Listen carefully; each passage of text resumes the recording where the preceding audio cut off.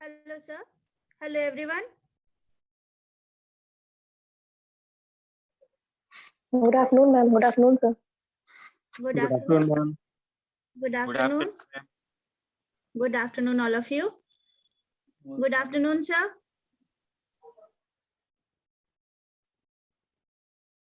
Hello, I think Rajiv sir ने भी join कर लिया है। हाँ हाँ जी, मैं आ गया जी। जी, welcome sir, welcome Thank to you. Our class. Thank you ma'am. वैसे तो ये प्री पीएचडी क्लास वर्क का कोर्स वर्क डिजाइन करने में आप बहुत की पर्सन रहे हैं और आप यहाँ पर हम लोगों के साथ आए हैं इस कोर्स वर्क में बच्चों को अपना रिसोर्स पर्सन की तरह से लेक्चर्स के लिए और उनको बताने के लिए, इसके लिए बहुत थैंक यू। और सर आपके बारे में मैं थोड़ा सा इंट्रोडक्शन एक देना चाहूंगी बच्चों को, जो वैसे तो जानते ही हैं आप एक रिनाउंड पर्सन हैं, लेकिन एक थोड़ा सा ब्रीफ इंट्रोडक्शन ये रहेगा कि सबसे पहले तो आपके जैसे एक एमिनेंट स्कल्प्टर, एक एमिनेंट आर्टिस्ट और एक इतना बड़ा शिक्षाविद हमारे साथ में है जो हमारे बच्चों को गाइड करेगा। इसके लिए हम बहुत ज्यादा आज अपने आप को क्या कहना चाहिए कि बहुत ही ज्यादा अपने आप को एक फैसिलिटेड फील कर रहे हैं और हमारे बच्चे भी इस लेक्चर को एंजॉय करेंगे और आपके जो टॉपिक्स हैं वो तो बहुत ही अच्छे हैं और बिल्कुल ही रिलेवेंट हैं जो आपने टॉपिक्स पर जिनको आपने सिलेक्ट किया है बच्चों को बताने के लिए। और मैं ये बताना चाहूंगी बच्चों को कि ये सर के लेक्चर्स हम लोग अभी से लेकर के सैटरडे तक कंटिन्यूअसली ये पूरा लेक्चर सीरीज रहेगा और हम लोग ये सारे लेक्चर्स सुन पाएंगे। सर रोज हम लोगों के साथ होंगे और एक ब्रीफ इंट्रोडक्शन सर का ये रहेगा कि सर अभी presently he is professor department of fine arts, Faculty of Fine Arts and Music in Dr. Shakuntala Mishra National Rehabilitation University, Lucknow, and he is working there since 2015 at this post. And formerly, he was Dean and Principal, College of Arts and Crafts, Faculty of Fine Arts, University of Lucknow from 2006 to 2015. तो अब आप लोग ये समझ ही गए कि ये हम लोगों के साथ में आज कितने एमिनेंट पर्सन हैं। And he was also visiting professor as at Musashino Art University, Tokyo, Japan in 2013.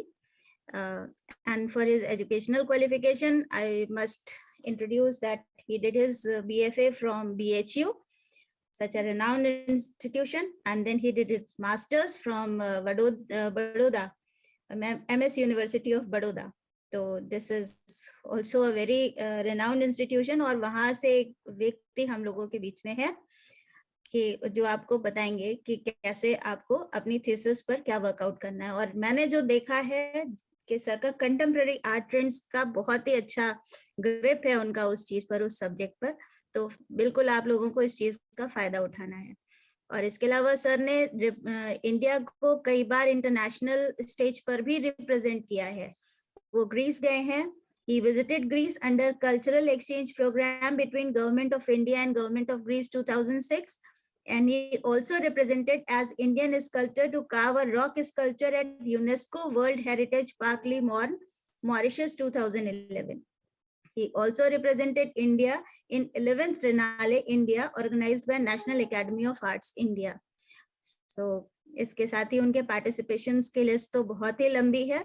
7 shows हैं, सोलो शोज, और अवार्ड्स भी बहुत सारे हैं उनके पास में। He is well decorated artist और he is decorated with national academy award in 2004 and 6 all India level awards and 2 state level awards and so many other awards are there और on his chest. and इसके अलावा उनके बहुत सारे works जो हैं उनके कलेक्शंस में है बहुत सारी जगह पर, और उन्होंने बहुत सारे वर्कशॉप्स, नेशनल और इंटरनेशनल वर्कशॉप्स और सिंपोजियम्स में भी पार्टिसिपेट किया है, जिसमें से कुछ तो बहुत ही ज्यादा इम्पोर्टेंट है, जैसे मार्बल स्कल्पचर का वर्कशॉप जो युमाउडो शिगा जापान 2014 में हुआ, और इसके अलावा उनका एक और है international artist symposium 2015 organised by Nepal academy of fine arts, and then 9th year of the festival de la fraternity and creativity Tunisia 2019.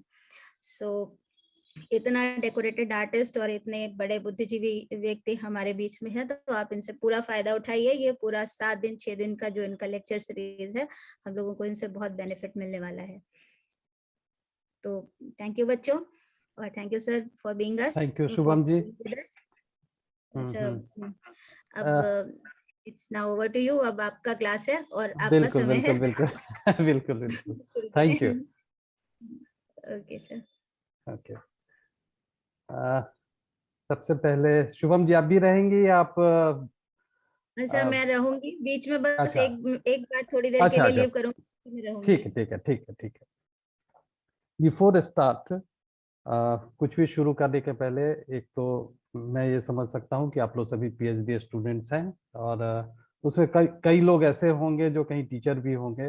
मैं नाम जो देख पा रहा हूँ, तो निश्चित रूप से आपका एक लेवल होगा, और उस लेवल के बाद बहुत सारी बेसिक चीज़ों की बात करने की आवश्यकता नहीं होती है।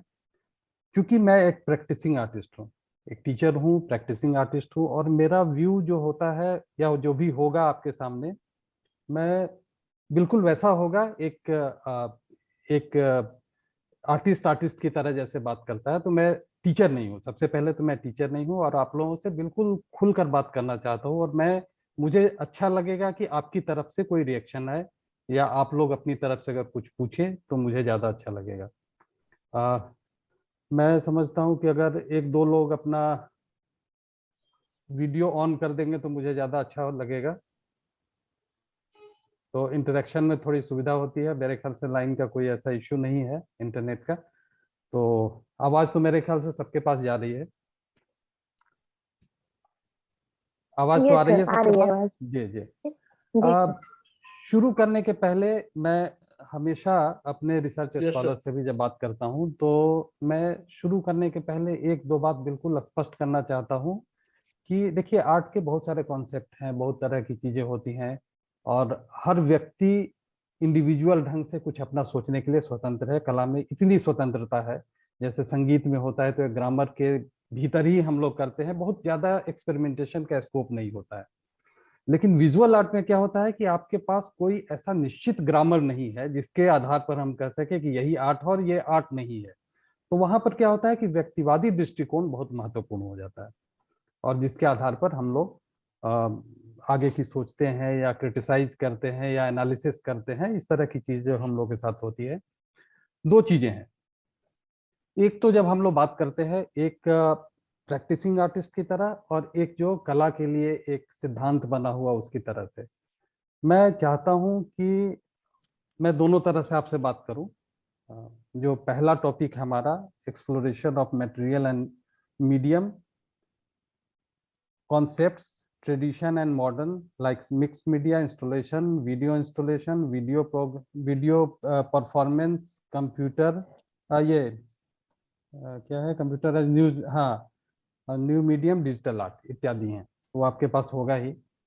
बिफोर स्टार्ट, मैं आर्ट के कॉन्सेप्ट के बारे में, क्या आर्ट है, हालांकि बहुत ही बेसिक क्वेश्चन है, लेकिन मैं इसलिए बात करता हूं कि कई बार क्या होता है कि बहुत ही, मैं खुद चूंकि टीचर 25-30 साल लगभग मुझे टीचिंग करते हो गया, तो मुझे ऐसा लगता है कि कई रिसर्च स्कॉलर्स भी होते हैं, तो उनका कॉन्सेप्ट आर्ट क्या है उस पर क्लियर नहीं होता है। आप लोग रिसर्च स्कॉलर हैं, और इस लेवल तक अगर आप पहुंचे हैं तो निश्चित रूप से आपको ये बेसिक चीजों की निश्चित रूप से जानकारी होगी। फिर भी मैं, अच्छा, एक चीज मैं शुरू करने के पहले बता रहा हूं कि ये जो हमारा अभी जो हम आप लोग के साथ बात कर रहे हैं, ये इंटरेक्शन होगा। ऐसा नहीं होगा जब तक आपका इंटरेक्शन नहीं होगा, जब तक आप हमसे सीधा संवाद नहीं करेंगे, तब तक मैं लेक्चर दे दूंगा और सुन लेंगे, और फिर उसके बाद चीजें वहीं के वहीं रह जाती है।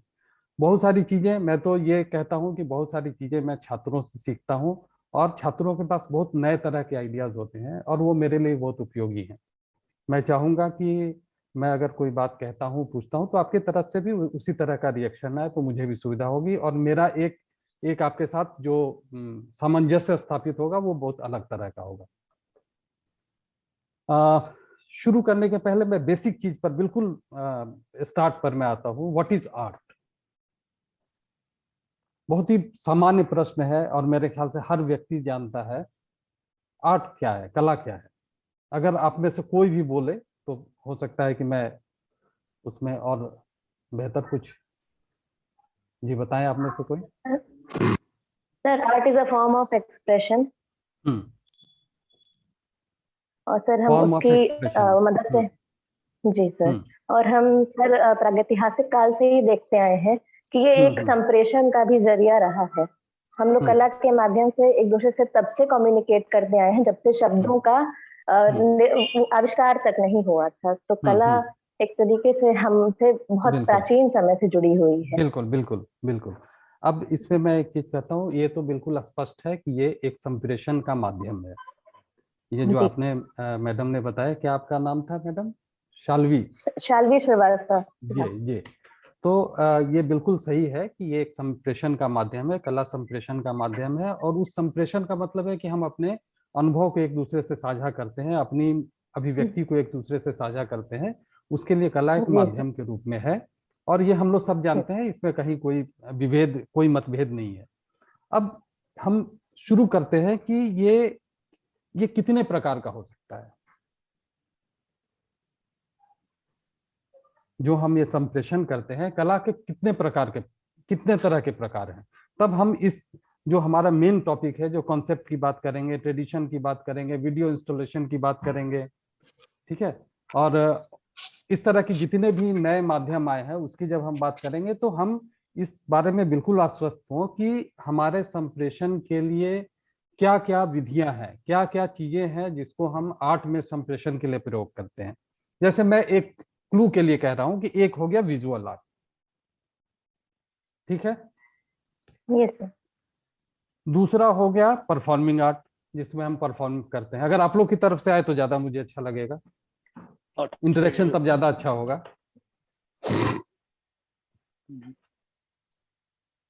चलिए मैं ही बोलता हूँ, विजुअल आर्ट, दूसरा परफॉर्मिंग आर्ट, ठीक है। और तीसरा विजुअल आर्ट में क्या होता है, जो दृश्य कला है, जो हम लोग कर रहे हैं, जिसके बारे में हम लोग बात कर रहे हैं, पेंटिंग, स्कल्पचर, ग्राफिक होता है, ठीक है। दूसरा होता है परफॉर्मिंग आर्ट। परफॉर्मिंग आर्ट में क्या क्या चीजें हैं? म्यूजिक, डांस, ड्रामा इत्यादि इत्यादि। काव्य जी हाँ, काव्य है, लिटरेचर है, पूरा लिटरेचर है, ठीक है। थिएटर। एक मिनट, परफॉर्मिंग आर्ट में लिटरेचर नहीं है, विजुअल आर्ट, परफॉर्मिंग आर्ट, और तीसरा जो पार्ट है वो है लिटरेचर। लिटरेचर में क्या क्या चीजें हैं? कविता, कहानी, उपन्यास, साहित्यिक। हाँ, जितनी भी साहित्यिक विधाएं हैं वो साहित्यिक विधाएं हैं। परफॉर्मिंग आर्ट में आप समझ गए, जिसमें हम परफॉर्म करते हैं। और एक 20वीं शताब्दी के बाद एक आर्ट फॉर्म के रूप में मान्यता मिली, जिसको हम लोग फिल्म की कला कहते हैं या सिनेमेटोग्राफी कहते हैं। अब इस सिनेमेटोग्राफी को अगर हम समझें तो इसमें क्या क्या चीजें हैं? विजुअल एस्पेक्ट है, परफॉर्मेंस है, और उसके साथ लिटरेचर है, कथात्मकता है। इनके साथ एक कॉम्बिनेशन है जिसको कि आर्ट फॉर्म के रूप में हम देखते हैं, ठीक है। तो ये तीन तरह के हमारे आर्ट फॉर्म हुए। और चौथा 20वीं शताब्दी के बाद आर्ट फॉर्म के रूप में सिनेमेटोग्राफी, फिल्म की कला जिसको हम कहते हैं, वो उभर कर आती है और प्योरली एक आर्ट फिल्म की तरह, आर्ट मीडियम की तरह काम करती है, संप्रेषण का एक माध्यम बन जाता है। अब हमारी जो मूल चीजें हैं, हम विजुअल आर्ट की तरफ बढ़ेंगे, लेकिन हम विजुअल आर्ट की तरफ बढ़ने के बाद पहले जो वर्तमान स्थिति है, हम तो पेंटिंग, स्कल्पचर, प्रिंट मेकिंग। एक प्रश्न यहाँ पर मैं करना चाहूंगा कि आप में से कोई मुझे ये बताए कि क्या अप्लाइड आर्ट को हम विजुअल आर्ट की श्रेणी में रखते हैं या नहीं रखते हैं, और नहीं रखते हैं तो क्यों रखते हैं, रखते हैं तो क्यों रखते हैं।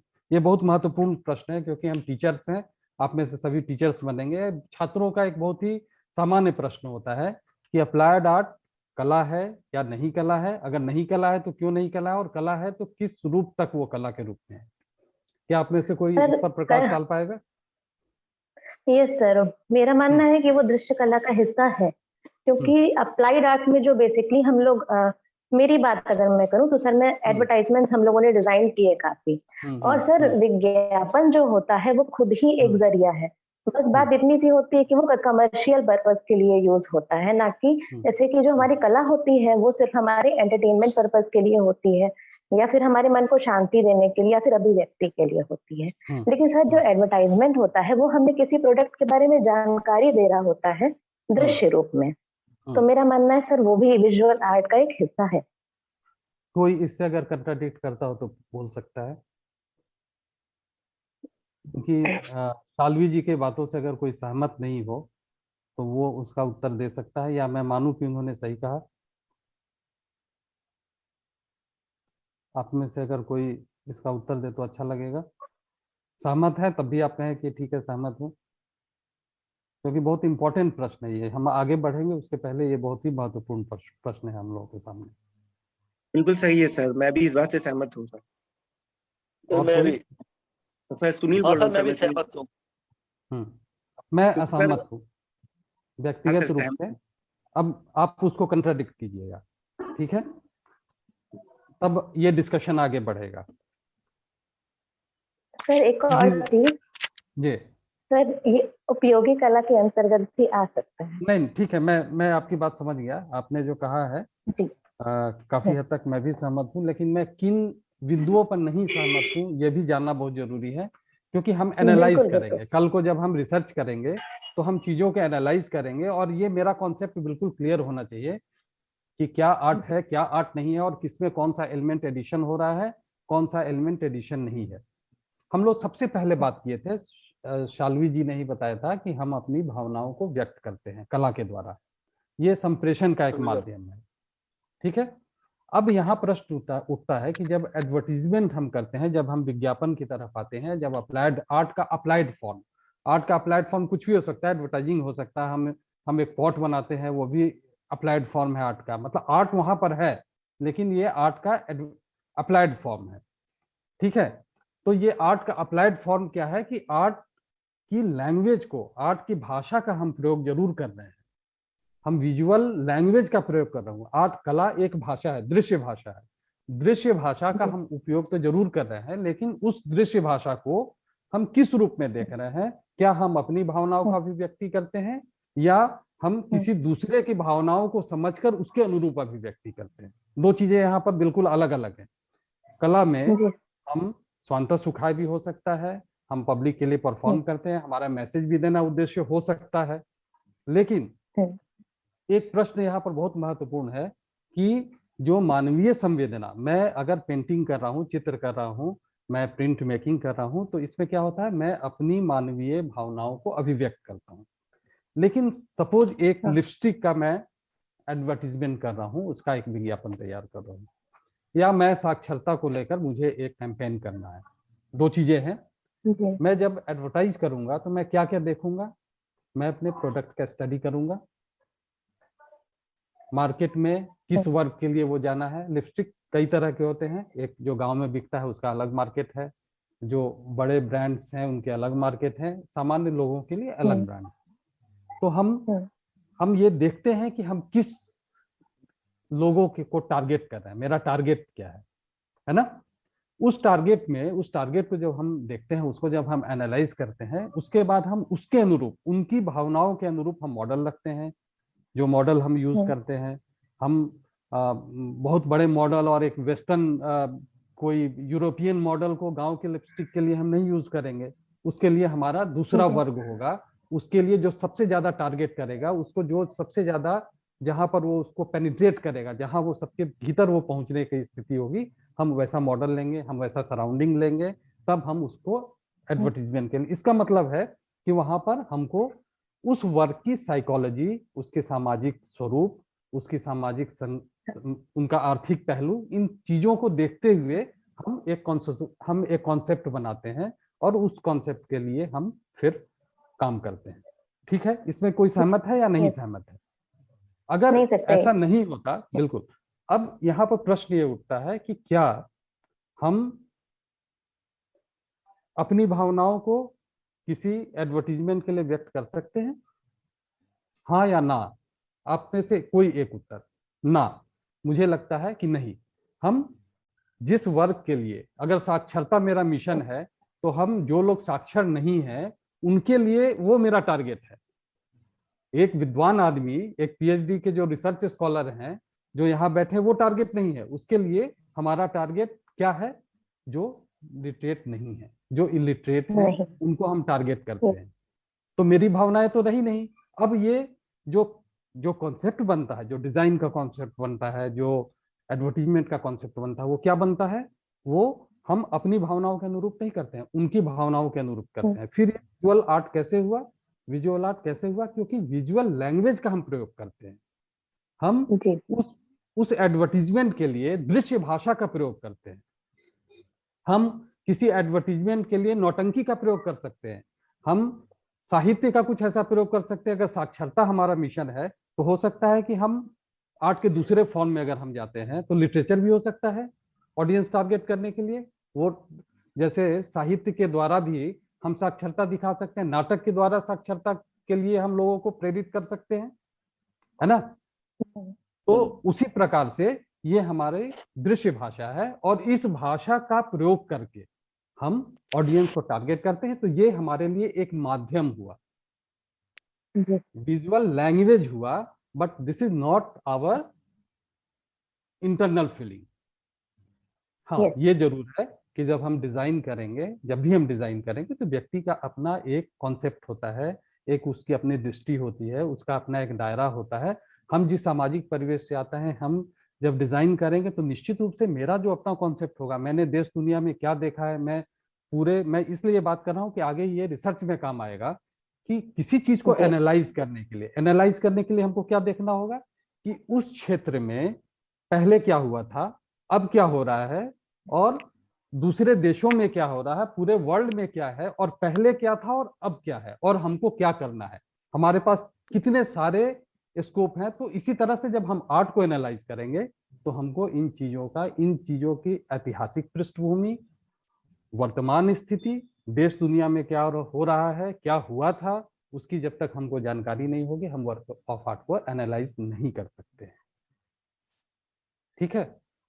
मैंने एक विजुअल आर्ट और परफॉर्मिंग आर्ट का एक मैंने उदाहरण इसलिए बताया कि हम आर्ट को देखने के लिए, आर्ट को एनालाइज करने के लिए हमको एक दूसरे तरह से, हमारी एक दृष्टि अलग होगी, और उस अलग दृष्टि से ही हम किसी भी चीज को, किसी भी वर्क ऑफ आर्ट को एनालाइज करेंगे। हम एक्सप्लोर कर रहे हैं, हम मटेरियल को एक्सप्लोर कर रहे हैं, मीडियम को एक्सप्लोर कर रहे हैं। अब एक बहुत महत्वपूर्ण चीज है, आप में से सभी रिसर्च स्कॉलर हैं, मुझे लगता है कि कॉन्टेम्प्ररी आर्ट का भी आप लोगों को एक अच्छा अध्ययन होगा। क्या मैं आप लोगों से जानना चाहूंगा, और ये इंटरेक्शन जब तक नहीं होगा तो मैं पहले भी कह चुका कि हम आपस में एक सामंजस्य स्थापित नहीं कर पाएंगे, और आपसे बहुत सारी चीजें मुझे भी सीखने को मिलेगी।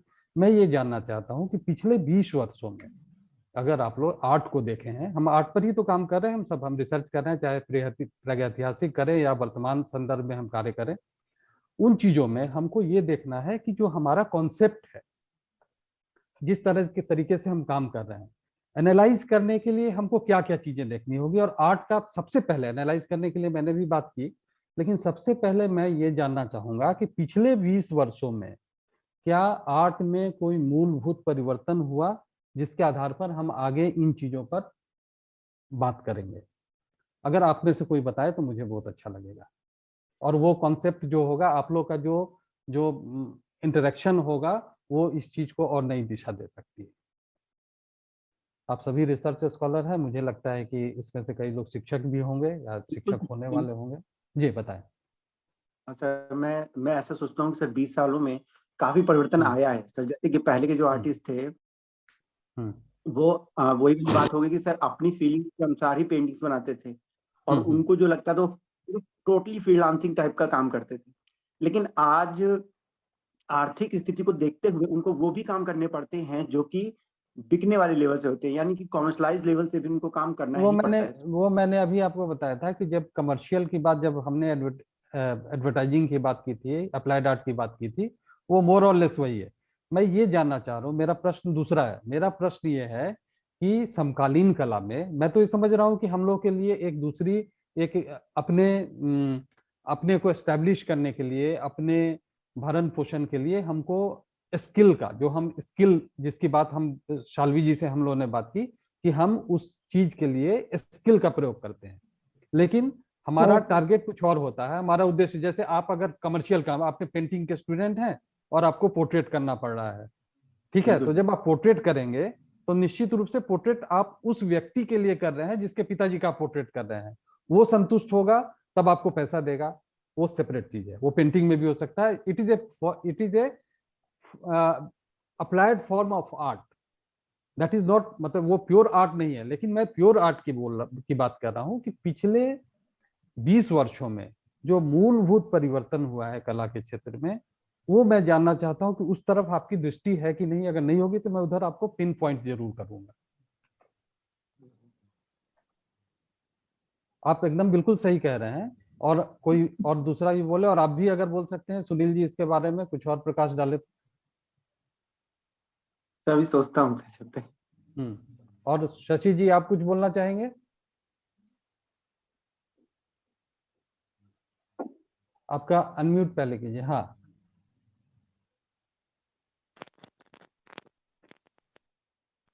नहीं, आवाज आपकी नहीं आ रही है। अभी आ रहे हैं सर? हाँ, आ रही है।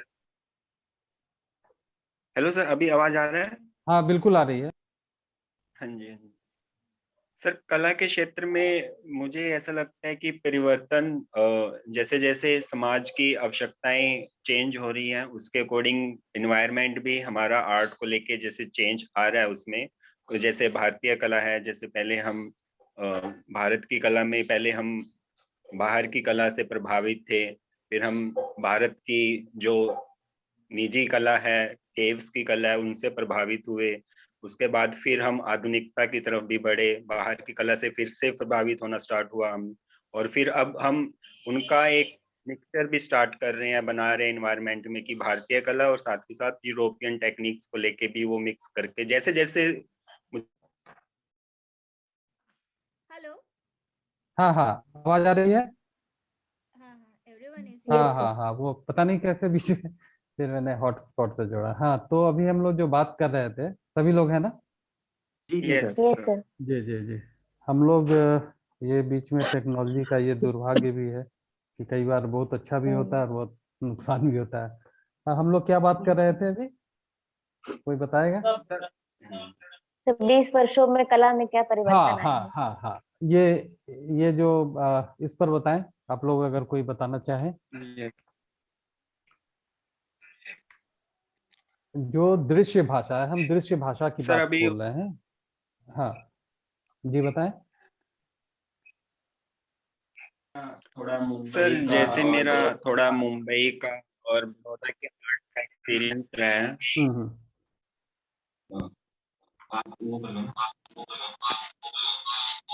अनम्यूट कर ले। हाँ, बताएं। सर जैसे मैंने विजिट किया है भारत के अलग अलग क्षेत्र में जाके कला को देखा है। जैसे मुंबई का मेरा एक्सपीरियंस रहा है कि वहाँ पे प्राइवेट गैलरी में कैसे आर्ट फॉर्म चेंज हो रहे हैं, कैनवस से हटके कैसे मीडियम्स को लेके उसके स्वरूप को लेके वो प्ले कर रहे हैं। तो मुझे ऐसा लगता है कि वो चेंजेस आ रहे हैं, लेकिन बिल्कुल बिल्कुल जो बिल्कुल। गवर्नमेंट गैलरीज हैं, जहांगीर गैलरीज है, बस वहाँ पे बस भी। बस, मैं यही चीज आपसे जानना चाह रहा था। ये बिल्कुल आपका सही दृष्टिकोण है और मैं यही चाह रहा था कि ये उत्तर आपकी तरफ से है। बहुत अच्छा, वेरी गुड।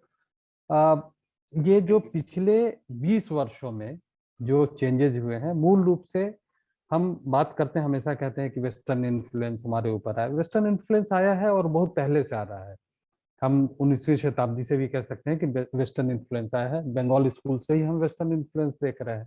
तो वेस्टर्न इन्फ्लुएंस की बात नहीं कर रहे। जो मटेरियल मीडियम में जो चेंजेस आए हैं, हमारा जो विषय है, जो हम जिसको हम एक्सप्लोर करने जा रहे हैं, कि मटेरियल मीडियम्स में जो हमारे परिवर्तन अभी दिख रहे हैं, उस परिवर्तन में मेजर जो एस्पेक्ट है, कभी आप लोग देखिएगा, आप लोगों ने तो एनालाइज किया होगा, सभी कॉन्टेम्परेरी लोग हैं, यंग लोग हैं। जो मेजर चेंज हुआ है वो मेजर चेंज है कि हमने मीडियम्स की बाउंड्रीज तोड़ दी है। हम लोगों ने मीडियम की बाउंड्री तोड़ दी है। जैसे मैं एक उदाहरण दे रहा हूँ कि पेंटिंग एक एक समय था, से 30-40 साल पहले के काम देखेंगे तो पेंटिंग का मतलब एक फ्रेम है और उसमें कैनवास है या एक पेपर है और उस पर जो चित्र बनता था, दैट इज पेंटिंग।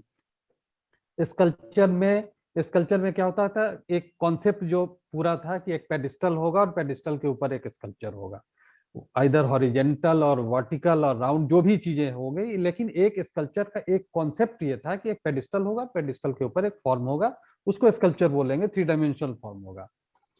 ठीक है।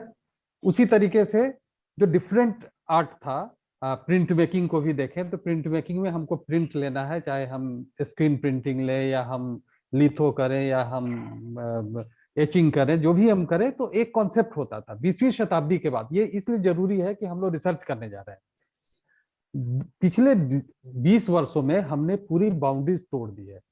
अब वर्क ऑफ आर्ट है, either painting, sculpture, mixed media, perform करें, डिजिटल हो, वीडियो इंस्टॉलेशन हो, तो ये सीमाएं हमने तोड़ दी हैं पिछले 20 वर्षों में।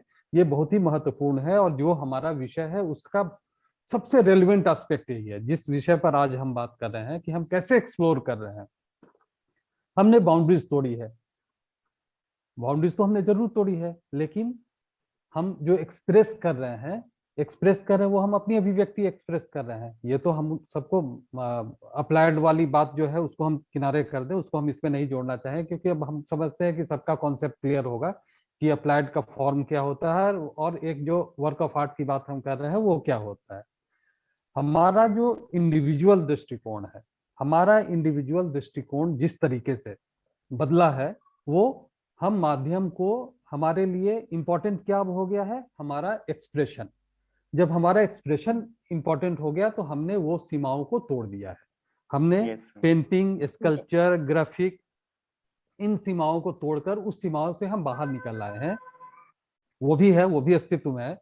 अभी आप देखेंगे कि यूरोप में पिछले 20 वर्षों में कैनवास पेंटिंग का जो एक कॉन्सेप्ट जो हम लोग यहाँ आज भी है, भारत में आज भी कैनवास पेंटिंग उतना ही इंपॉर्टेंट है कि यूरोप में बहुत कम हो गया है।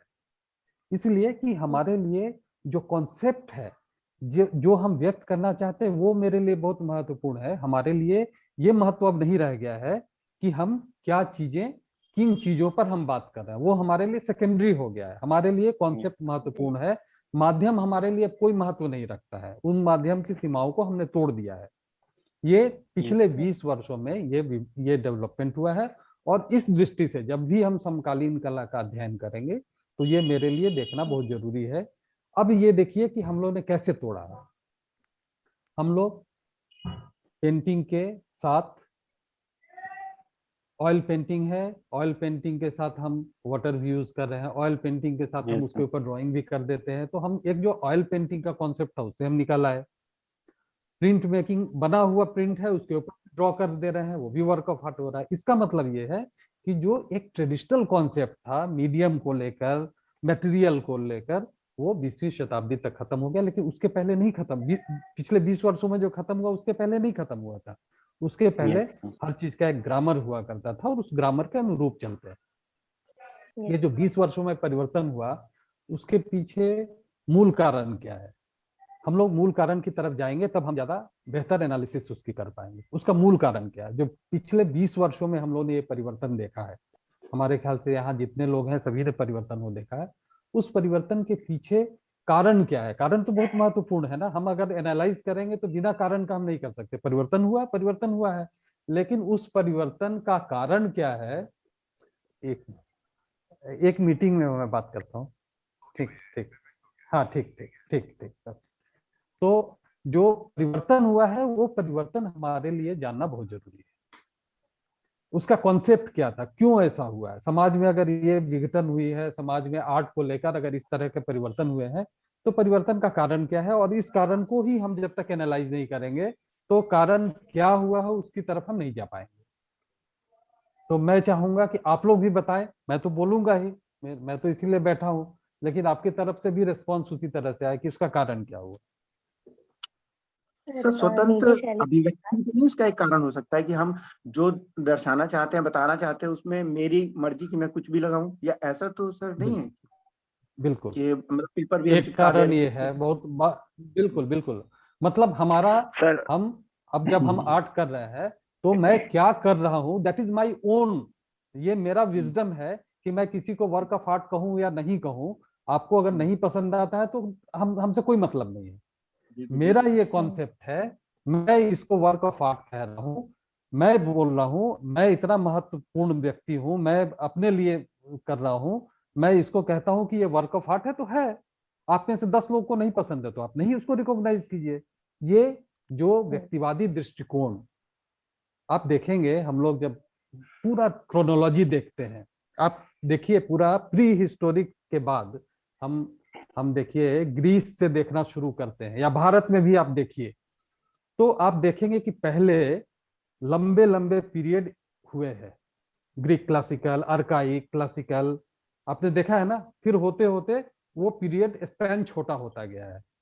फिर उसी कॉन्सेप्ट का फिर पहले तो वर्ल्ड वाइड हुआ, पूरे यूरोप में एक मूवमेंट चला, फिर छोटे छोटे देशों ने एक तरफ एक मतलब छोटे कई सारे देश जो है एक समय में 5 तरह के कॉन्सेप्ट डेवलप किए। ये क्यों हुआ है? ये हुआ है कि व्यक्ति एक स्वतंत्र रूप से एक अपना अस्तित्व उसका हुआ और उस अस्तित्व के हिसाब से उससे परवाह नहीं किया। तो ये बहुत ही महत्वपूर्ण है कि हमारा जो व्यक्तिगत दृष्टिकोण है, जो मेरे व्यक्ति, ये अब हम उस ग्रामर को छोड़ चुके हैं। हम वर्क ऑफ आर्ट है, ये मैं बोल रहा हूँ, मेरा वर्क ऑफ आर्ट है, I am satisfied with my work. आपको नहीं पसंद आता, आप नहीं पसंद कीजिए, आप इसको वर्क ऑफ आर्ट मानिए। आज भी जो ट्रेडिशनल लोग हैं, जो एक ट्रेडिशन से बंधे हुए हैं, वो आज मॉडर्न आर्ट को, ये मॉडर्न आर्ट है, उसको बहुत अलग तरह से देखते हैं। क्योंकि क्या है, उनका एक कॉन्सेप्ट, उनका एक ब्रेक लगा हुआ, और उस चीज को उसी दायरे में देखते हैं, उस ग्रामर में ही देखते हैं। आप लोग सब लोग जानते होंगे कर्नाटक म्यूजिक, कर्नाटक संगीत जो है, कर्नाटक संगीत में एक ग्रामर है, ग्रामर के बियॉन्ड आप नहीं जा सकते। आज भी जो दक्षिण भारत में संगीत, जो दक्षिण भारतीय संगीत है, उसमें बहुत एक्सपेरिमेंटेशन का स्कोप नहीं है। नॉर्थ इंडियन क्लासिकल म्यूजिक भी बहुत तरह का एक्सपेरिमेंटेशन किया है ना। तो क्या है कि उनका अपना एक दायरा है, और उस दायरे में उन्होंने सोच लिया है कि मुझे इस फ्रेम से बाहर नहीं निकलना है। उसी तरह से जो ट्रेडिशनल सोच वाले व्यक्ति हैं, उनका एक माइंडसेट है, उनका एक फ्रेम है कि this is work of art, यही इसी फ्रेम में वर्क ऑफ आर्ट होगा, और उसके बियॉन्ड हम नहीं जानते। लेकिन ये 20 वर्षों में जो हुआ है, ये इसका कारण ग्लोबलाइजेशन बहुत बड़ा है। जब विश्वव्यापी एक भाषा हो गई। पहले यूरोप में क्या होता था, यूरोप में किसी म्यूजियम में, किसी बड़े आर्ट गैलरी में क्या होता था, हमारे पास जब कैटलॉग आता था 2 साल के बाद, तो हम लाइब्रेरी में देखते थे, या नहीं देख पाते हैं, छोटे शहरों में हम नहीं देख पाते थे, तो हमारे पास वो आता था 20 वर्षों बाद, 10 वर्षों बाद आता था। तो हमेशा क्या हुआ कि भारत का जो कॉन्टेम्प्ररी आर्ट है, वो विश्व के जो यूरोपियन कला, मतलब एक मानदंड वो भी था, जो यूरोपियन मानदंड थे उसके पास ही हम पहुंच रहे थे, लेकिन हम 10 साल बाद पहुंच रहे थे। हेनरी मूर ने जो किया, हेनरी मूर ने जैसा कार्य किया, वो 1990-2000 तक हमारे मूर्तिकारों ने किया। उसका उसी फॉर्म के आसपास हम रहे, है ना। इससे आप लोग सहमत हैं? अब क्या हुआ, ये जो दृष्टिकोण हमारा बदला है, ये पूरा दृष्टिकोण बदला, जो कला के लिए दृष्टिकोण बदला, वो ग्लोबलाइजेशन उसका जब हमारा कम्युनिकेशन स्टार्ट हुआ। आज हम इंटरनेट पर बैठकर विश्व में क्या हो रहा है, उसको हमारे कलाकार, जो हमारे फर्स्ट ईयर सेकेंड ईयर के जो छात्र हैं, वो भी आसानी से उसका संदर्भ ग्रहण कर सकते हैं। ठीक है, तो ये अब हम ये नहीं सोच सकते हैं कि यही आर्ट है और ये आर्ट नहीं है। अब हम प्रश्न जो कर रहे हैं, वो प्रश्न मेरे साथ दूसरा है। जब हम ट्रेडिशन की बात करते हैं, भारतीयता की बात करते हैं, वो एक अपना कॉन्सेप्ट है, वो क्यों है, और वो कितना आज के समय में उसकी आवश्यकता है, कितना वो सार्थक है, वो भी एक बहुत महत्वपूर्ण एस्पेक्ट है। हम किसी एक एस्पेक्ट के लिए हम दूसरे को किनारे नहीं कर सकते हैं, क्योंकि हम एनालिसिस करेंगे, हम रिसर्च करेंगे। तो जब हम रिसर्च करेंगे तो मेरा अपना कॉन्सेप्ट अपने लिए होगा, लेकिन जब हम एनालाइज करेंगे तो हम वो संदर्भ भी लेंगे, यूरोपीय संदर्भ भी लेंगे, ये स्थिति भी देखेंगे, वर्तमान स्थिति भी देखेंगे, और ये जो डेवलपमेंट हुआ उसकी क्रोनोलॉजी, वो किस तरह से ग्रेजुअल उसका डेवलपमेंट हुआ, वो भी हम देखेंगे। और इस आधार पर ही हम वर्क ऑफ आर्ट को एनालिसिस उसकी जो उसके बारे में एनालिसिस जो होगी, वो वर्क ऑफ आर्ट को हम उसके बाद ही कर सकते हैं। मटेरियल एंड मीडियम, ये इस पर हम लोग का अभी तक जो हम चर्चा कर रहे थे वो मटेरियल और मीडियम की ही बात है। अब दूसरी चीज है कि हम आगे बढ़ रहे हैं इसी पर, क्योंकि हमारा 1.5 घंटे का है, बातें तो बहुत हम कर सकते हैं, अगर आप भी करेंगे तो हो सकता है हम बहुत लंबी बातें कर सकते हैं। दूसरी बात है कॉन्सेप्ट की। कॉन्सेप्ट बहुत महत्वपूर्ण है। कॉन्सेप्ट क्या है, हम आपसे जानना चाहें कोई से कि वर्क ऑफ आर्ट का कॉन्सेप्ट क्या है, और कॉन्सेप्ट हम कैसे समझेंगे कि किसी व्यक्ति का आर्ट के लिए क्या कॉन्सेप्ट है। क्या वो कॉन्सेप्ट को बता सकता है या नहीं बता सकता है, बताने में वो कितना ईमानदार हो सकता है या नहीं हो सकता, ये 2-3 चीजें हैं। देखिए मैं ही बताता हूँ, समय का भी की भी कमी है। कॉन्सेप्ट जो होता है हर व्यक्ति का अपना, हमने पहले कहा कि जब हम ये डिसाइड कर चुके हैं कि ये वर्क ऑफ आर्ट है और ये मेरा ही है और इसको भी मैं आर्ट कहूंगा, भले ही वो स्कल्पचर का जो एक अपना दृष्टिकोण है उससे अलग है, लेकिन मेरा स्कल्पचर है, ये मेरी पेंटिंग है, पेंटिंग या कैनवास के सामने मैं परफॉर्म कर दूंगा तो 5 मिनट का जो परफॉर्मेंस है यही आर्ट है, उसके बाद वो आर्ट नहीं है।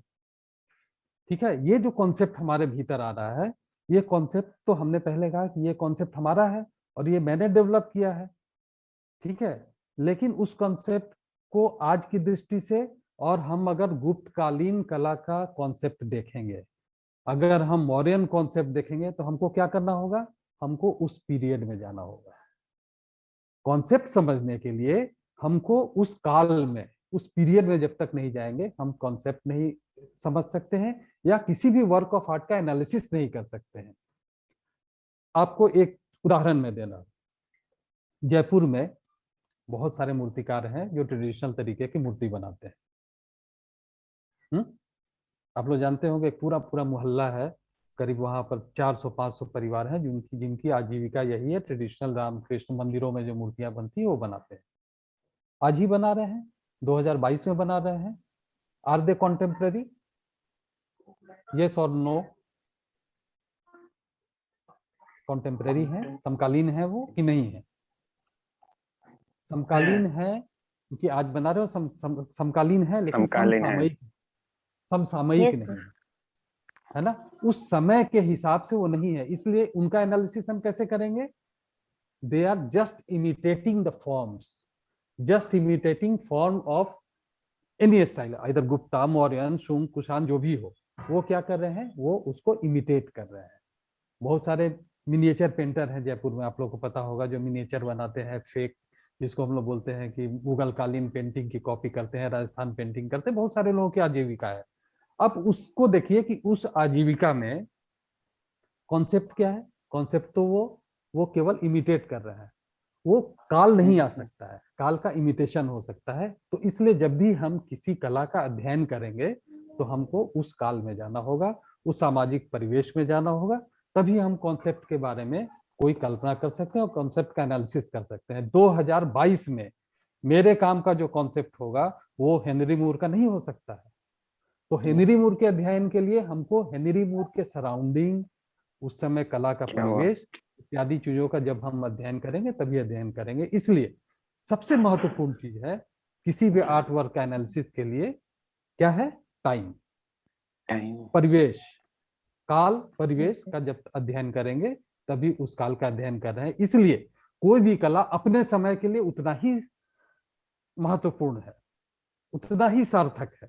हम ये नहीं कह सकते कि वो जो कला है, या जो लोग अभी 70 साल के 80 साल के हैं, ट्रेडिशनल फॉर्म कर रहे हैं, दे आर नथिंग, उनको तो हम आर्टिस्ट मानते नहीं, ऐसा नहीं कर सकते हैं। हम उनके परिवेश को देखेंगे, हम उनके सराउंडिंग को देखेंगे, उसके हिसाब से हम उनका एनालिसिस करेंगे। ठीक है, कॉन्सेप्ट के बारे में कोई कंफ्यूजन है तो बताइए। कोई अगर कुछ कहना चाहे तो मुझे अच्छा लगेगा, क्योंकि आप रिसर्च स्कॉलर हैं। उम्मीद हम करते हैं कि आपकी तरफ से भी वैसे ही प्रश्न आए और आपके विचार भी आए। हो सकता है आपके विचार मेरे लिए वो कुछ नई चीजें दें। सर मेरा एक सवाल है। सर जैसे आपने बताया कि जयपुर के कई आर्टिस्ट हैं जो उसी कला का इमिटेशन कर रहे हैं, तो सर हम उसे जैसे आपने बताया कला का मतलब, दृश्य कला का मतलब हम अपने मनोभावों को व्यक्त करते हैं, तो सर जो उनकी कला है जो इमिटेशन कर रहे हैं, वो दृश्य कला में आएगी या फिर अप्लाइड में चली जाएगी? बहुत इम्पोर्टेंट, बहुत अच्छा प्रश्न है, बहुत इंटेलिजेंट क्वेश्चन है आपका। ठीक है, अब हाँ, मतलब इसको बहुत मैं अच्छा प्रश्न मान रहा हूँ। ये प्रश्न बहुत अच्छा है कि उनको हम क्या माने। उनको हम कॉन्टेम्परेरी नहीं मान सकते हैं, समसामयिक नहीं मान सकते हैं, है ना।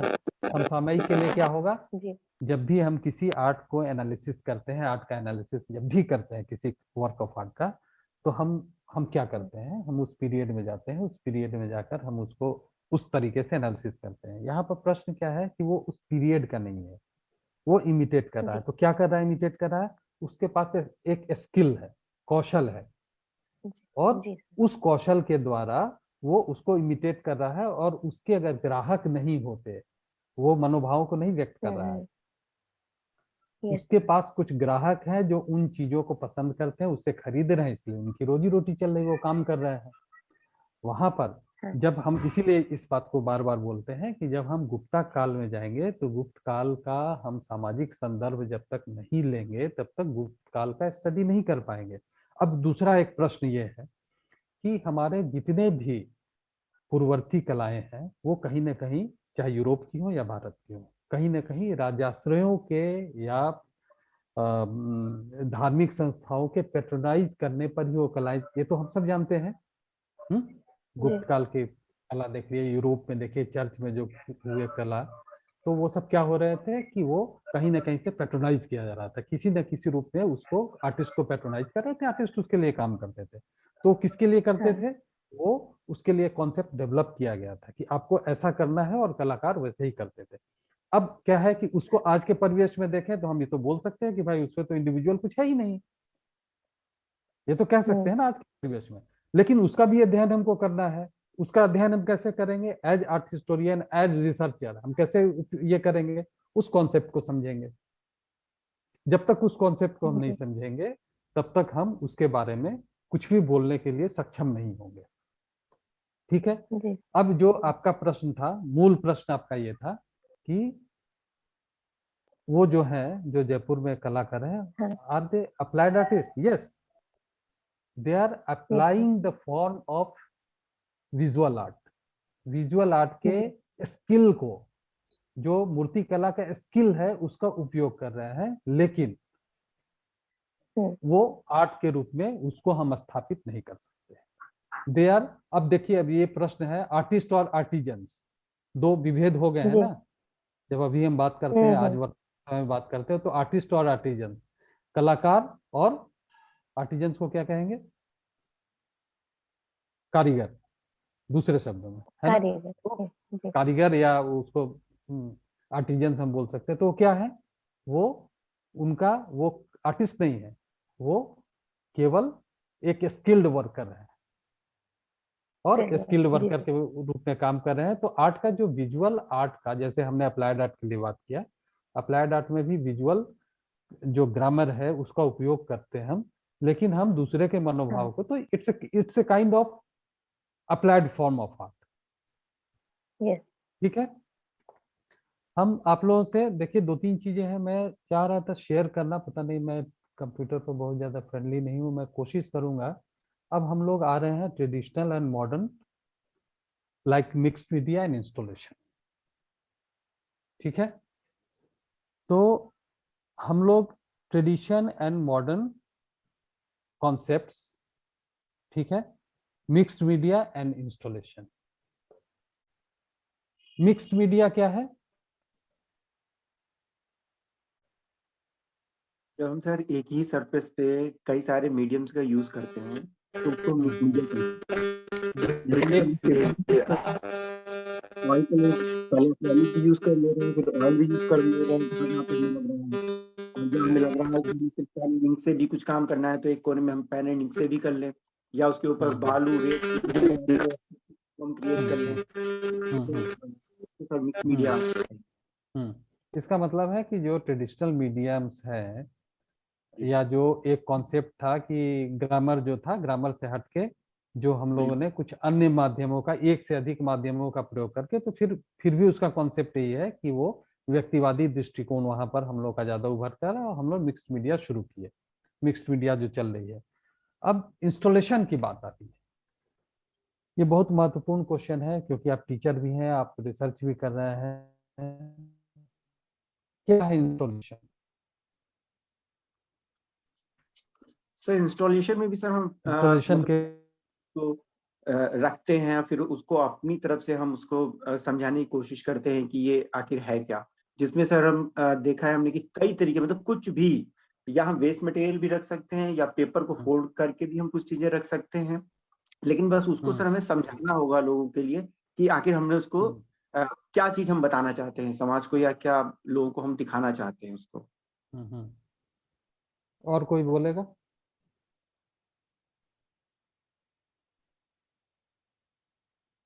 देखिए, हम ये चाह रहे हैं जब तक इंटरेक्टिव नहीं होगा तब तक आपको भी आनंद नहीं आएगा, आप खाली लेक्चर देंगे, सुनेंगे, चले जाएंगे। इसलिए हम चाहते हैं जो भी आपको समझ में आता है, आप अपना कॉन्सेप्ट, इतने लोग हैं इंस्टॉलेशन सबने देखा, बोलिए, सब बोले कुछ कुछ।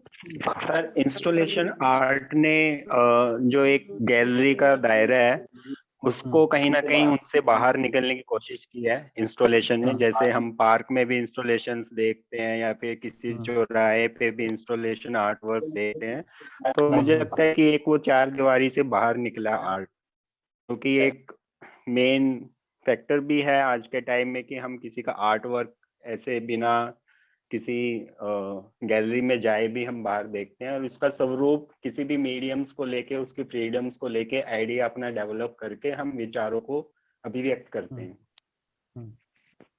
और कोई?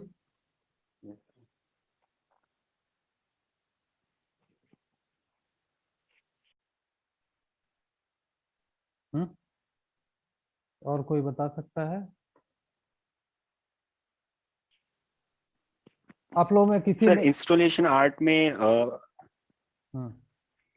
सर इंस्टॉलेशन आर्ट में मुझे ऐसा लगता है कि कुछ आर्टिस्ट ऐसे भी काम कर रहे हैं जो आर्ट क्षणिक टाइम के लिए भी रहती है, उसका जीवन काल बहुत छोटा रहता है, वो जैसे जैसे बड़ा भी टाइम हो सकता है, चलता नहीं रहता बड़ा है भी हो सकता है, यस नहीं वैसे। ऐसा नहीं, हाँ जी, इंस्टॉलेशन बड़ा भी हो सकता है, छोटा भी हो सकता है, क्षणिक भी हो सकता है। इंस्टॉलेशन यस हम बेसिक चीज समझिए, हम हिंदी में उसको संस्थापन बोलते हैं, हम सब समझ रहे हैं संस्थापन। हम स्थापना करते हैं, मतलब एक चीज है, एक चीज है, एग्जिस्ट कर रही है और उसको हम इंस्टॉल कर रहे हैं, हम बना नहीं रहे हैं। जब हम बनाएंगे, जब बनाएंगे तो फिर तो स्कल्पचर हो जाएगा। तो स्कल्पचर और इंस्टॉलेशन में क्या फर्क हो सकता है? स्कल्पचर में हम बना रहे हैं, हमारे पास मटेरियल है, हमने मटेरियल की बात की थी, मटेरियल है हमारे पास, कॉन्सेप्ट है, उस कॉन्सेप्ट से बना रहे हैं। अभी भी इंस्टॉलेशन में भी मेरा अपना कॉन्सेप्ट होगा, लेकिन हम क्या करेंगे कि हमारे पास कुछ चीजें हैं जो मुझे पसंद है, उन चीजों को लेकर हम इंस्टॉल कर रहे हैं, वी आर जस्ट इंस्टॉलिंग, ठीक है ना?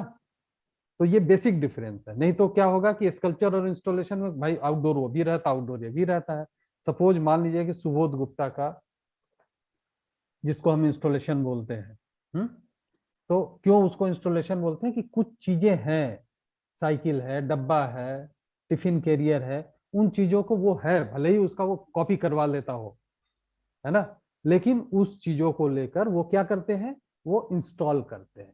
He is not making, he is not, वो स्कल्पचर नहीं बना रहे हैं, वो ऑलरेडी वो चीज आपके उपयोग की है या उपयोग की नहीं है, किसी बिल्डिंग का पार्ट हो सकता है, कोई ऑब्जेक्ट हो सकता है, उसको लेकर इंस्टॉल करते हैं। ये बेसिक डिफरेंस है, ठीक है? इससे कोई अगर सहमत ना हो तो बताए, जरूर बताए, हो सकता है कुछ चीजें मैं मिस कर रहा हूँ। इंस्टॉल, इंस्टॉल वर्ड जो है वो क्या होता है बताएं? आप सहमत हैं आप लोग सब?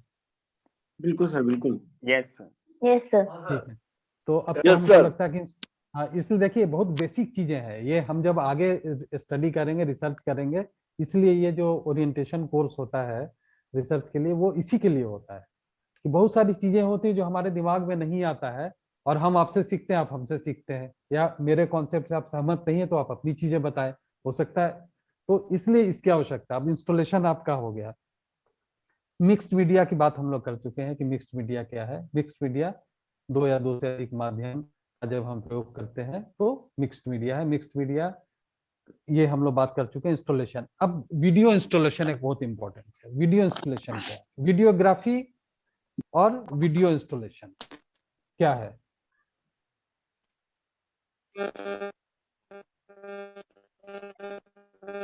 बताइए,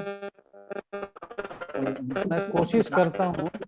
अभी मैं नेशनल गैलरी ऑफ मॉडर्न हाँ,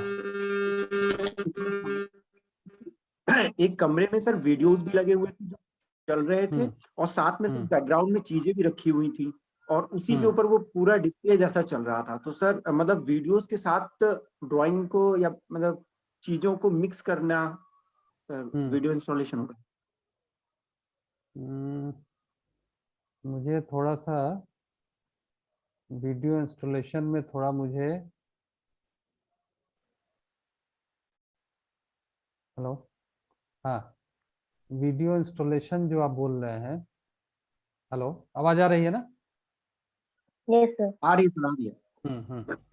वीडियो इंस्टॉलेशन, वीडियो तो एक चीज आप समझ रहे हैं, वीडियोग्राफी वीडियो फिल्म है। आप दोनों का डिफरेंस समझिए। एक है वीडियो फिल्म, जब तक आप वीडियो फिल्म नहीं समझेंगे वीडियो इंस्टॉलेशन नहीं समझ सकते हैं। वीडियो फिल्म या हम जो चलचित्र कहते हैं वो क्या? चलचित्र क्या है? चलचित्र में एक नरेशन होता है। नरेशन मतलब एक कथात्मकता होती है। किसी का मोबाइल शायद पास में है, अगर बंद कर ले तो अच्छा है, या दूर कर ले, है ना? अब ये बताइए कि वीडियोग्राफी में क्या होता है?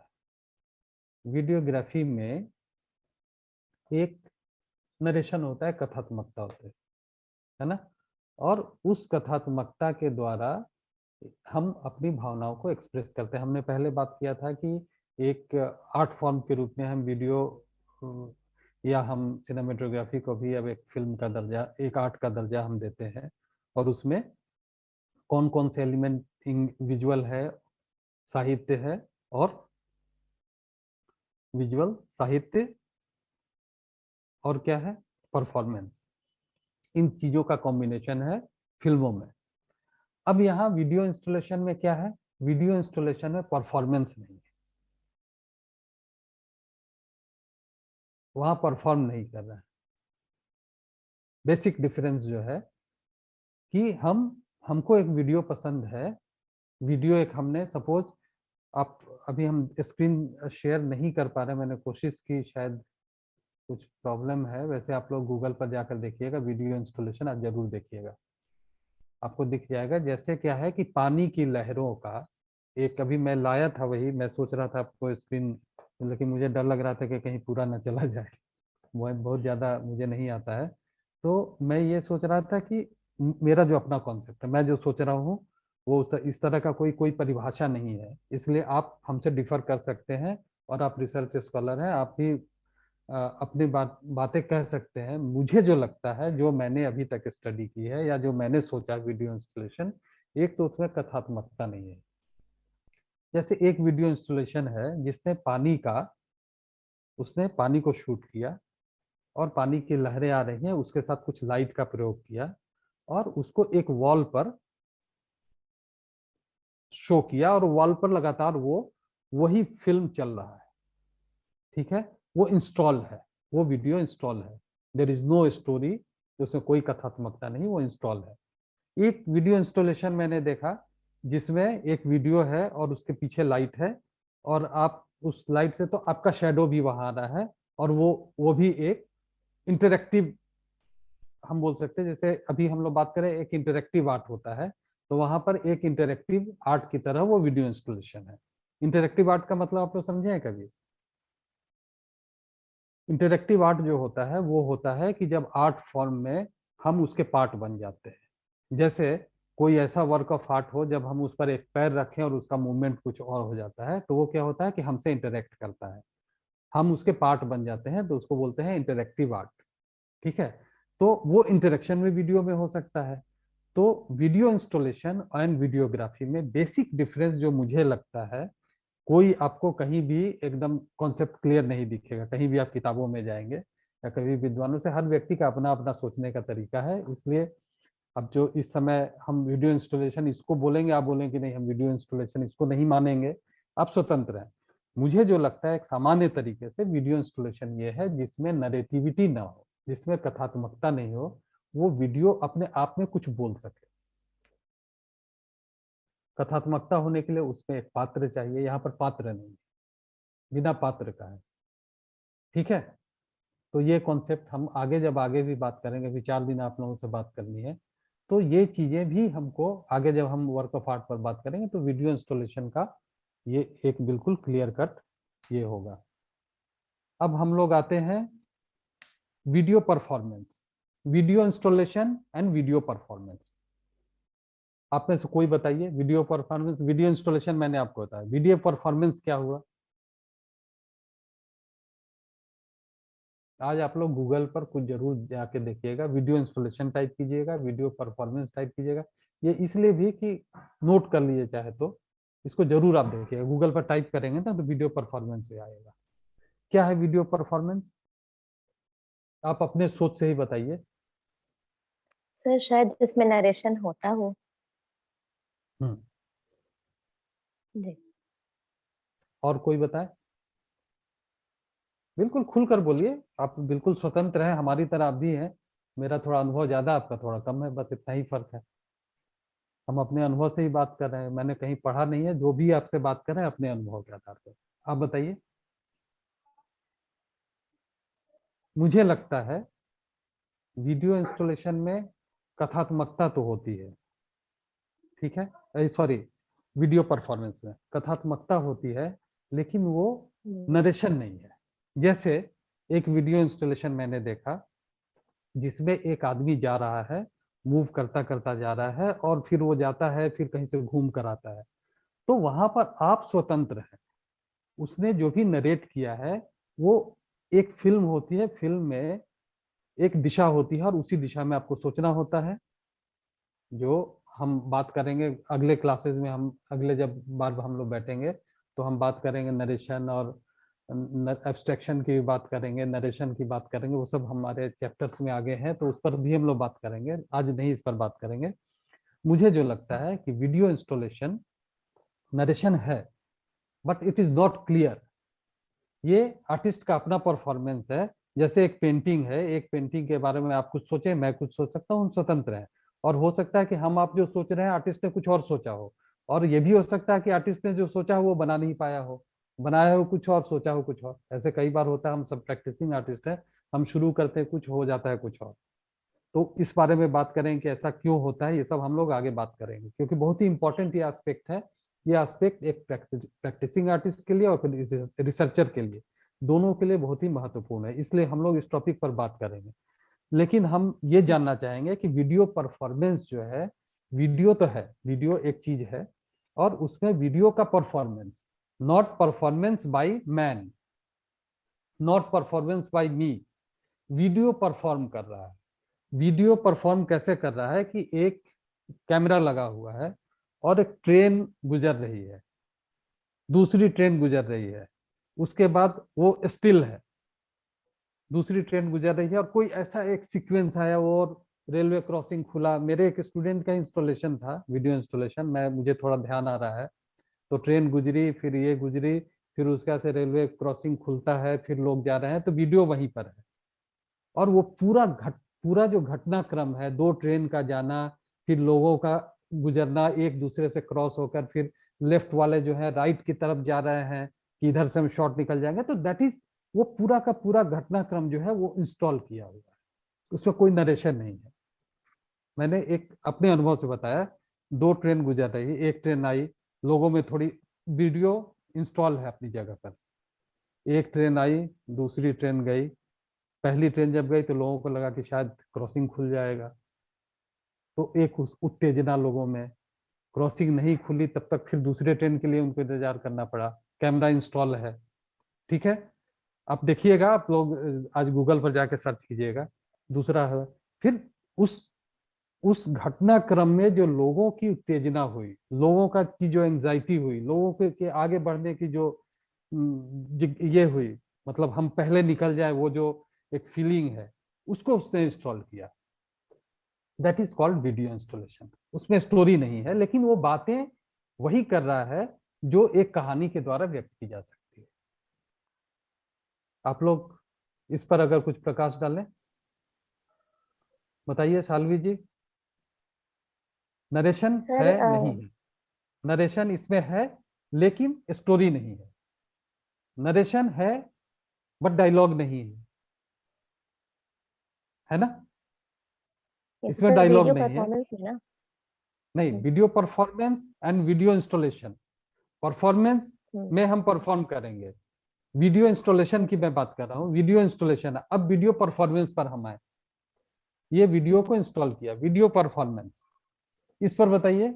वीडियो परफॉर्मेंस में वीडियो परफॉर्म करेगा, नॉट मी। वीडियो परफॉर्म कर रहा है। वहां एक्टर हो ना हो भी सकता है, नहीं भी हो सकता है। अब क्या है कि इन चीजों की जब हम बात करते हैं तो हम क्यों बात करते हैं कि ये बिल्कुल इंडिविजुअल, हमारा सोचने का तरीका अलग है, इसका कोई ग्रामर नहीं है। हम इसको वीडियो इंस्टॉलेशन बोल सकते हैं, वीडियो परफॉर्मेंस बोल सकते हैं, हम कुछ भी बोल सकते हैं। इसी का नाम वीडियो परफॉर्मेंस भी हो सकता है, वीडियो इंस्टॉलेशन भी हो सकता है। वीडियो इंस्टॉलेशन हम लोगों ने बात की कि एक जगह रखा हुआ है और हमने जो लाइट्स की बात की अभी हम ले आए थे लेकिन नहीं दिखा पाए। और वीडियो परफॉर्मेंस की भी मैं बात की कि वहां पर परफॉर्म कर रहा है वीडियो। वीडियो एक आंख की तरह, एक आंख की तरह पूरे चीजों का परफॉर्मेंस रिकॉर्ड कर रहा है। तो वो 3D अब शोज हो बताइए। सकते हैं ना? हाँ जी, तो 3D शोज भी तो हो सकते हैं video performance 3D type shows हो के। सकते हैं, बिल्कुल हो सकते हैं, 3D शोज हो सकते हैं। और तो ये सर इतना लखनऊ वाइड। में साइंस सिटी है। हम्म हम्म लखनऊ में सर साइंस सिटी है, उसमें वीडियो इंस्टॉलेशन का एक एग्जाम्पल है। वहां पे हम्म बड़ा सा प्रोजेक्टर लगा हुआ है, उसपे जो समुद्र की लहरें हैं वो आती रहती हैं। और उसके हम्म आगे जो है वो समुद्र का पूरा वातावरण बना के रखा गया है। थोड़ा थोड़ा हम्म पानी आता है वहां। हम्म, बिल्कुल। जो है वो समुद्र और आकाश का दिखाता है, और उसके सामने जो हम्म है पूरा हम्म रेत है। तो वो सर हम्म, वीडियो इंस्टॉलेशन का एग्जाम्पल हो सकता है हो साइंस सकता है, सिटी में। बिल्कुल हो सकता है, बिल्कुल हो सकता है। और ये इतना वाइडर है, ये वाइडर ढंग से, इतना वाइडर पर्सपेक्टिव है, ये सोचने के लिए हमारे पास इतनी चीजें हैं जिस पर हम लोग सोच सकते हैं। और बिल्कुल इन चीजों का की कोई, पहले भी मैंने बात की कि इन चीजों की कोई ग्रामर नहीं है। Whether this is video performance, whether this is video art, है ना? इन चीजों का कोई एक बिल्कुल फ्रेम नहीं है जिसको हम बोल सकते हैं कि ये वर्क ऑफ आर्ट है। अब हम लोग तो बहुत आसानी से समझ सकते हैं कि कंप्यूटर और न्यू मीडियम्स में जो डिजिटल आर्ट हो रहा है वो कैसे हो रहा है। सॉफ्टवेयर का यूज कर रहे हैं, विजुअल्स का हम यूज कर रहे हैं, उसके साथ आर्ट परफॉर्मेंस हो रहा है। आर्ट परफॉर्मेंस आप लोगों ने देखा है कहीं? आर्ट परफॉर्मेंस भी होता है जो कि नाटक उसको नहीं बोल सकते हैं। अब देखिए क्या है कि परफॉर्मेंस हम कर रहे हैं, एक आर्टिस्ट है परफॉर्म कर रहा है। एक मैं छोटा सा एक उदाहरण दे रहा हूँ। शायद एक एक रस्सी लिया किसी ने और अपने को पूरी तरह से एकदम टाइट किया, बांधा, पॉलिथीन से रैप किया, है ना? तो वो उसने परफॉर्म किया, दैट इज नॉट ड्रामा। लेकिन वो जो उसका भाव है, जिस जिस तरह से रैप किया और ये किया, पूरा अपने को टाइट किया, तो वो अपने ह्यूमन बॉडी के द्वारा उसने एक परफॉर्मेंस दिया। तो परफॉर्मेंस के भी आपको बहुत सारे उदाहरण देखेंगे।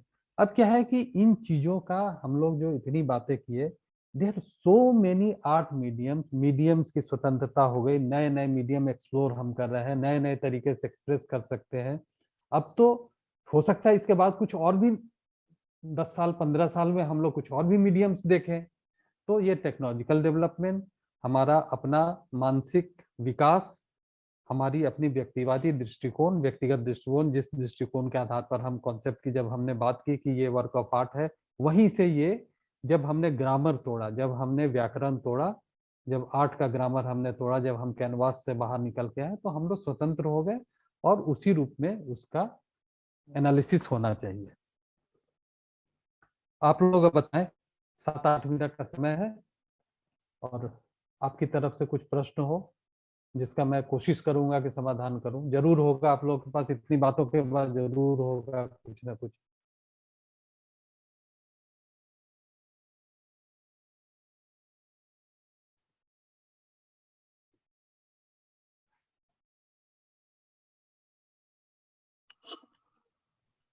सर अभी कुछ दिन पहले ही विंसेंट वैन गॉग की जो पेंटिंग्स थी उनके ऊपर आधारित एक मूवी बनी थी। मतलब पेंटिंग्स ही थी वो, कोई उसमें कैरेक्टर नहीं था, ना कोई उसमें साउंड था, लेकिन उसी को पूरा एकदम मूवी की तरीके से बना दिया गया था उनकी सारी पेंटिंग्स को मिला के। यानी कि आसमान भी वैसे ही है, कैरेक्टर्स भी वैसे ही है, पीछे का बैकग्राउंड भी वैसे ही है, स्पॉट से। तो सर उसको हम क्या किस श्रेणी के अंतर्गत लाएंगे सर? वो मतलब वीडियो इंस्टॉलेशन में आएगा या वीडियो परफॉर्मिंग में आएगा सर? उस मतलब वो क्या होगा? देखिए, मतलब बिल्कुल तो कोई, हम लोग वही बोल रहे हैं कि वो आर्टिस्ट क्या बोल रहा है, लेट हिम से कि वो क्या है, जिसने ये बनाया है उसको बोलने दिया जाए कि वो क्या बोल रहा है। क्योंकि हमने पहले भी बात की कि कुछ चीजें ऐसी हैं जहां पर इतना माइनर, जैसे हम लोग बात कर रहे हैं वीडियो इंस्टॉलेशन, वीडियो परफॉर्मेंस, है ना। तो ये सब चीजें जो है इतना माइन्यूट, इतना माइनर ये है कि इसको हम बोल सकते हैं, आर्टिस्ट को बोलने दीजिए। बहुत ज्यादा हम उस पर नहीं कमेंट कर सकते हैं, क्योंकि ये हम कुछ भी नया माध्यम भी उसको बोल सकते हैं जो इन दोनों के अलग कुछ हो। तो ये अब तो क्या है कि वर्क ऑफ आर्ट क्या है, एक्सप्रेशन क्या है, वो कहना क्या चाह रहा है, दैट इज मोर इम्पोर्टेंट। ये तो चीजें हम लोग एक एक दायरा बना दिए, जैसे हम लोग ने कैनवास पेंटिंग बना दी, वाटर कलर, वॉश पेंटिंग, उसी तरह से हम लोग ने एक नए माध्यम वीडियो परफॉर्मेंस, वीडियो इंस्टॉलेशन, इस तरह की चीजें हम लोग ने बना दी। ठीक है, लेकिन इसके बियॉन्ड भी बहुत कुछ हो सकता है। जैसे जैसे समय बढ़ेगा, जैसे जैसे हम नए तरीके से सोचेंगे, बहुत कुछ हो सकता है। आज से 25 साल पहले कोई ये आर्ट फॉर्म हो सकता है, लोग बोलते कि मैं तो खुद मुझे काम करते हुए मतलब 85 से तो मैं रेगुलर में काम कर रहा हूँ, मतलब स्टूडेंट लाइफ के बाद से। उस समय और आज में बहुत, उस समय जो होता था, अगर 1985 में या 90 में अगर कोई अपने बॉडी में पूरा कपड़ा लपेट के और ये करते, तो लोग बोलते कि ये पागल हो गया है, इसको यहाँ से ले जाओ, ये क्या आर्ट है ये कोई। और जब शुरू शुरू में लोगों ने किया तो ऐसा भी, जब लीक से हटकर काम किया तो लोगों को ये सुनना भी पड़ा था। लेकिन आज एक एक्सेप्टेंस हो गया, वर्क ऑफ आर्ट के रूप में उसका एक्सेप्टेंस हो गया है। तो इस तरह से हम लोग को बेसिकली, हम जो जिन चीजों पर बात कर रहे हैं, ये इसलिए जरूरी है कि इन चीजों को हम देखें। और आजकल इतनी चीजें हैं आपके पास, तो पूरा ये है, आप देखिए, कम से कम गूगल पर जाकर आप देखिए कि क्या क्या, आप 10 तरह के इंस्टॉलेशन देखिए, वीडियो परफॉर्मेंस दीजिए, देखिए, तो आपको ये पता चलेगा कि ये है क्या। और उसके बाद से हो सकता है कि इन चीजों को देखने के बाद आपकी कोई एक नई दृष्टि हो, आप उसको कुछ अलग तरीके से सोचें।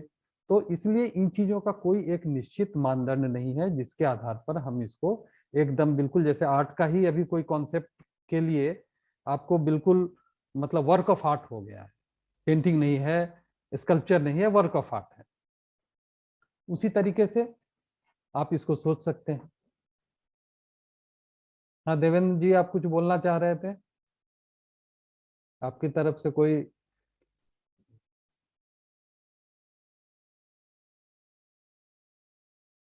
म्यूट म्यूट है आपका, आपका म्यूट है, अनम्यूट कर लीजिए। सर। हाँ हाँ बताएं। हेलो। हाँ हाँ देवेंद्र जी, आवाज आ सर रही है। मैं थोड़ा इंस्टॉलेशन के बारे में जानना चाहता था। सर मैं थोड़ा सा इंस्टॉलेशन के बारे में जानना चाहता था, क्योंकि हालांकि मैंने वो सुना था, लेकिन वो मेरे दिमाग से थोड़ा सा अलग था वो टॉपिक। तो आप पहले, आपने जो सुना था अब तक, आपका क्या कॉन्सेप्ट था वो बताइए। सर यही था, मैं यही जानता था कि मतलब जैसे इंस्टॉलेशन में सारी चीजों को जोड़ के कुछ नई मतलब कलाकृति को जन्म देना। नहीं ठीक है, वो ठीक है। अब है ना। उसमें आप हाँ दूसरी मैं कुछ तरह से थोड़ा। देखें, दूसरे तरह से, एक तो हम लोग जब बात कर रहे हैं तो कॉन्सेप्ट तो सबसे महत्वपूर्ण है वर्क ऑफ आर्ट के लिए। पहला है, पहली चीज है कॉन्सेप्ट। हम क्या कर रहे हैं, क्यों कर रहे हैं, व्हाट एंड व्हाई। आपको मैं जब बात कर रहा हूँ 90 की बात मैं बोल रहा हूँ, तो मैं बड़ौदा में मैं स्टूडेंट था, तो शंखो चौधरी का नाम आप लोगों ने सुना होगा। तो शंखो चौधरी आए और मेरा काम वाम देख रहे थे। तो शंखो चौधरी ने हमसे पूछा कि ये क्या बना रहे हो। तो क्या होता है कि नॉर्थ के जो लोग होते हैं ना, मतलब हम तो नॉर्थ से गए थे, मतलब बनारस से पढ़े थे, और बैकग्राउंड मेरा बिहार का था। तो जब मैं वहां गया तो वहां के लिए बिल्कुल अलग था। तो उन्होंने, अच्छा होता क्या था कि हम लोग मेहनत बहुत कर लेते थे, हम उनसे ज्यादा मेहनत करते थे, जो वहाँ के बड़ौदा के जो पढ़े हुए बच्चे थे उनसे हम बहुत ज्यादा मेहनत करते थे, लेकिन मुझे बोलने नहीं आता था। मतलब मैं क्या कर रहा हूँ, वो कौन सा, उस पर अभी हम लोग बात करेंगे कि क्या होगा आगे, जो टॉपिक्स है ना उसमें वो चीजें आएंगी, इसलिए इस पर अभी मैं बात नहीं करना चाहता। लेकिन मुझे बोलना नहीं आता था कि मैं अपने वर्क को कैसे एक्सप्लेन करूं।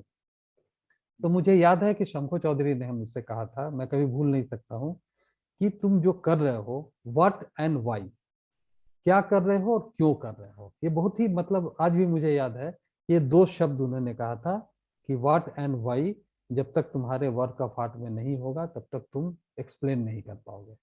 और वो आज भी मुझे याद है।